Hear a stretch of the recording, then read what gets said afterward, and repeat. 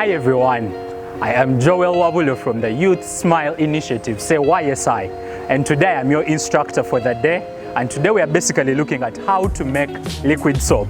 Yes, how to make liquid soap. And first of all, before we get into the process itself, I would like to first introduce the items we are going to use to make this liquid soap. So first of all, we have water. Water is one of our components today. Then followed by, you could call it a stir or a mingling stick to help us stir in our solution. Next we have what we call the caustic soda. So basically caustic soda is the cleansing agent in soap. Whatever thing you see that cleans whatever stains you have in your clothes, it's this caustic soda. Then we have salt itself. So the salt is basically a thickening agent in soap.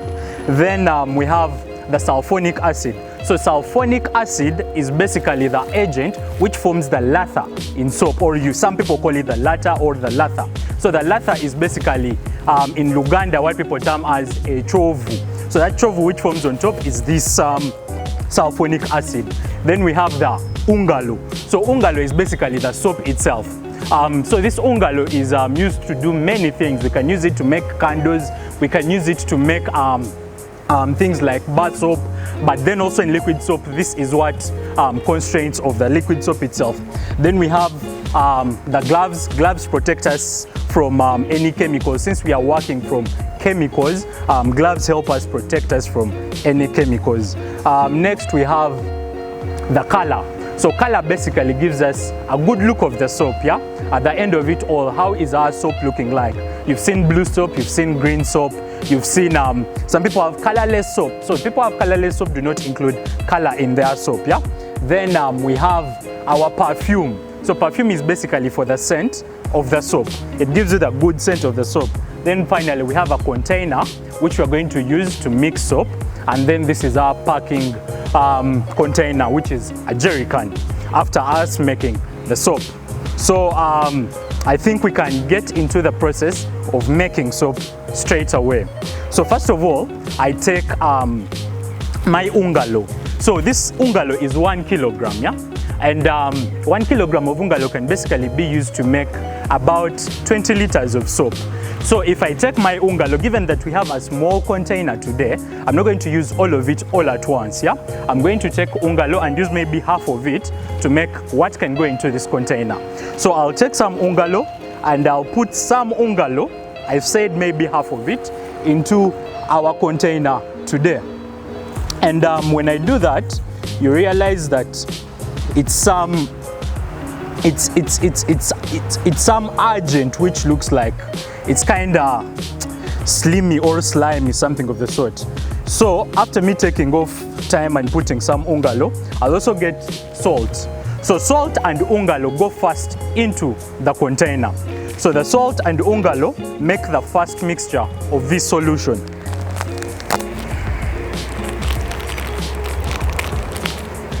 Then I'll add salt. But then at the start, we do not put all the salt, yeah? We put some salt and then the other remaining salt, we keep on adding as we make the mixture. So before I get into this container, I'm going to first make sure that I am gloved up, yes? And the gloves basically protect us from any chemicals, yeah? Getting into contact with any chemicals or burning chemicals like sulfuric acid and caustic soda. They're basically hot chemicals. So I'll take off time and first make sure that I am safe and protected.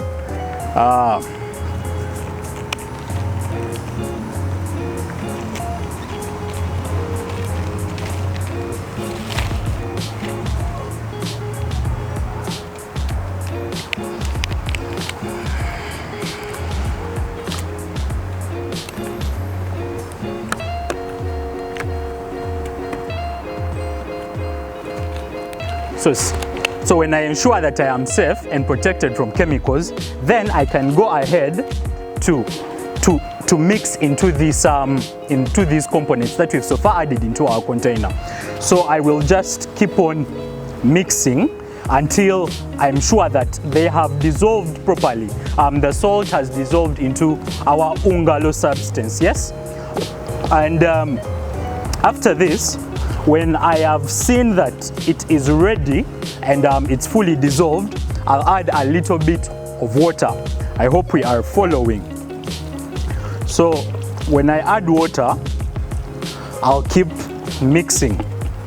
But the more you add water, you realize that the thicker the substance gets. At first it kinda is a little light, but the more you mix and you add water, you realize that you're now forming a white substance, a mixture of salt and Ungalo.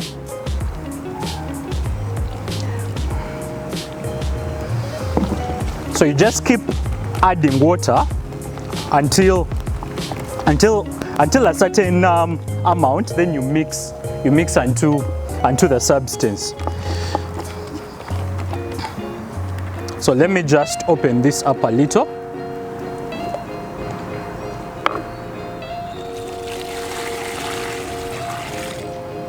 So when I keep on mixing, you realize that the more I mix, since I remember I told you that salt is a thickening agent. When I mix this, you see how thick the soap will get. And when I keep mixing, it will keep getting thicker and thicker until that point when I add water and it can no longer be thick.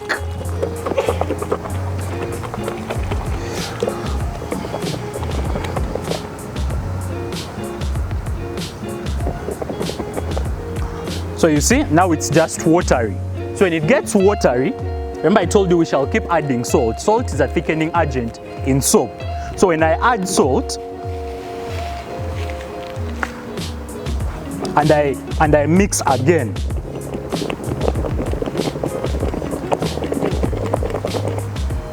you realize that the soap gets thick again, because remember I said salt is a thickening agent. So immediately you add salt and you mix, the salt thickens the soap straight away.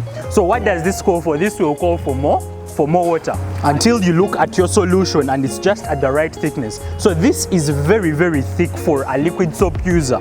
You cannot sell a product which looks like this to a customer. So you will just keep adding you'll keep adding water into this solution until you reach the right thickness that is good for your customers. Yes.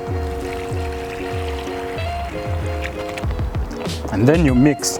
The moment you add water, you just keep mixing. Mixing is a very, very important tool in liquid soap making.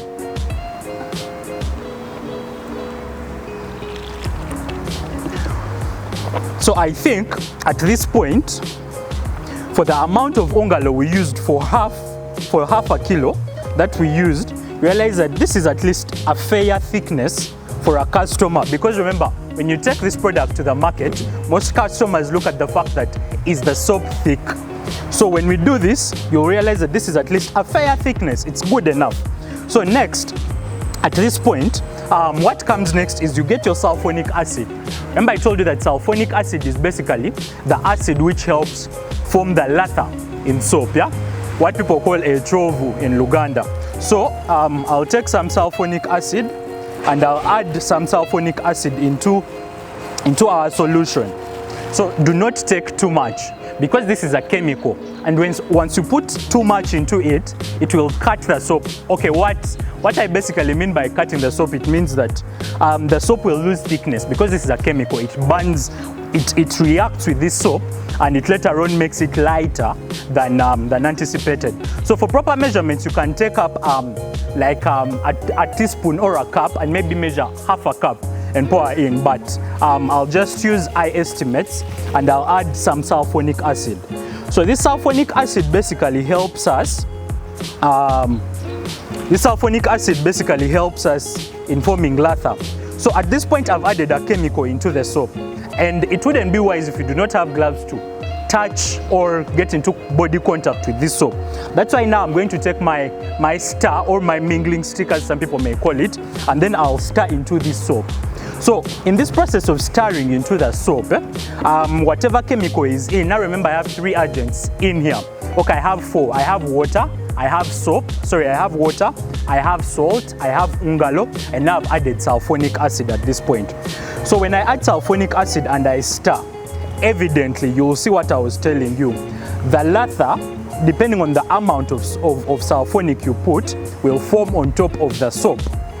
So the more you stir the more the reaction will happen in the soap. So at this point, we can now safely say that we have soap halfway. So what happens after you adding sulfonic acid? We wait for a period of about 30 minutes. When we wait for 30 minutes, we give this solution 30 minutes to dissolve and react. Reason being, at this point, once we add another agent, it will, let me say, spoil the soap. We shall have bad soap. The soap will go bad immediately. So when we give this solution 30 minutes to react with the different agents that we have in here, you realize that we shall have a good mixture at the end of the 30 minutes. Yeah. So at this point, this is soap, but not ready to use soap. Reason being, soap takes time to mature. Soap takes time, between these 30 minutes that I'm giving it, there is time for it to set in and have a good product. Yeah. Our soap has been reacting for about 30 minutes, and we are back to complete it. So at this point, remember we had stopped at the point where we put sulfonic acid into the solution, and after us putting sulfonic acid into the solution, we waited for 30 minutes. So at this point, after the 30 minutes elapsing, we shall take our caustic soda. Remember I told you that caustic soda is basically the cleansing agent in soap. So we shall take caustic soda, and do not put too much. This is a highly dangerous chemical. Never touch it after touching water, because it will burn your hands. So we shall only get about 2 spoonfuls of it, and then we put it or add it into our solution. Never put too much, 2.5 at most, and that is it. Because if you put too much, it may have an effect on the user, and also it may have an effect on the person or the cloth you are applying it to. So after us adding it into the solution, we shall stir the solution pretty well until it fully dissolves in the solution. So make sure you stir properly and fully well, that it is fully dissolved in the solution.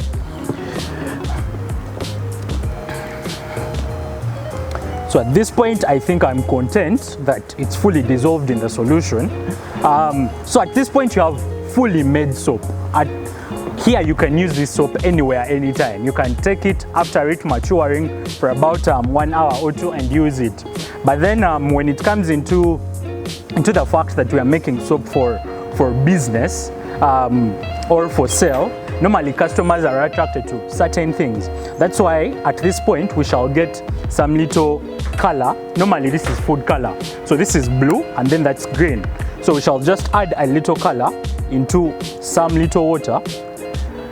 And I love using a mixture of blue and green to give it that dark shade of blue and green. Yeah.